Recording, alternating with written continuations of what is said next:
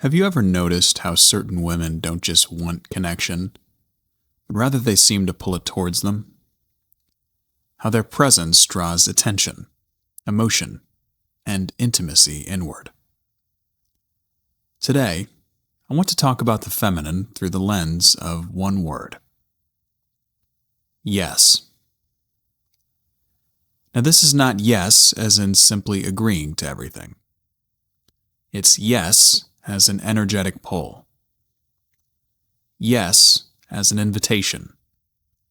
Yes as consumption. As absorption. As union. The feminine draws things inward. It pulls in affection, connection, experience, emotion, and a creative spark. The feminine doesn't want to simply observe life. It wants to experience life, intimately. It wants to say yes to it. This is why men so often find themselves irresistibly drawn to women who embody these traits. Men crave that pull, because masculine energy meets resistance with grounding. The feminine pulls the outer world inward, like a wave crashing into the shore and taking objects back out to sea. I've often heard women say, "I could eat him up. I want to squeeze them to death." And my wife has actually said to me, "I want to crawl into your skin," when she wants to be close to me. For my sake, I hope that's not true. But it reveals a truth. The feminine wants to dissolve distance.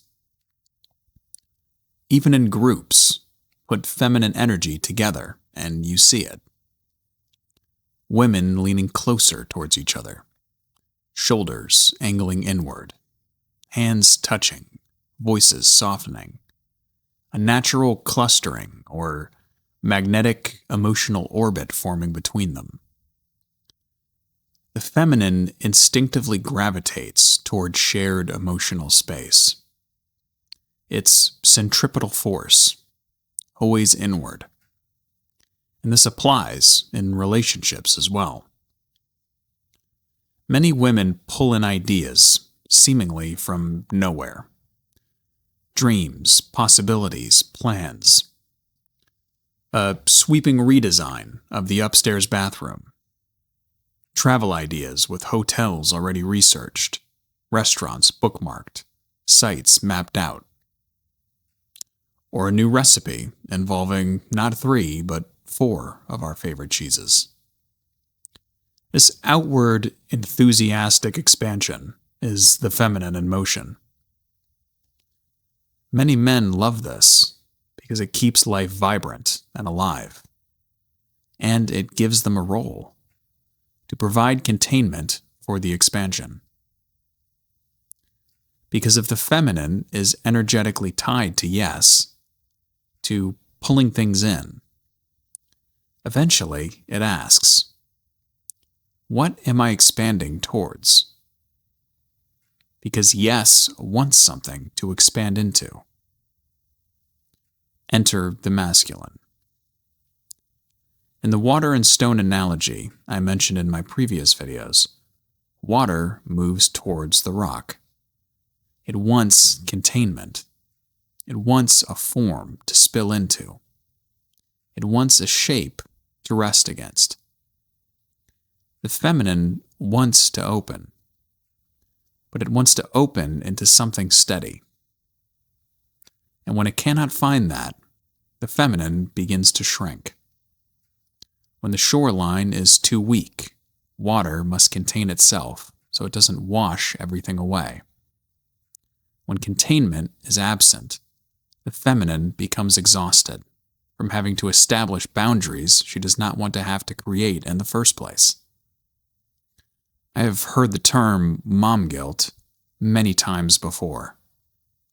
This is when a woman finds herself constantly having to say no to kids, to expectations, to emotional demands, to pressure, when she would much rather say yes. She becomes the stone instead of the water, and it wears her down. Because the feminine is not designed to be the sole provider of structure. Its nature, at its deepest level, is to pull in, to merge, to experience, to flow, to say yes. The feminine draws things inward. The masculine filters what arrives. The feminine says, bring it in. The masculine says, this, not that. Together, yes and no, water and stone, creation and containment.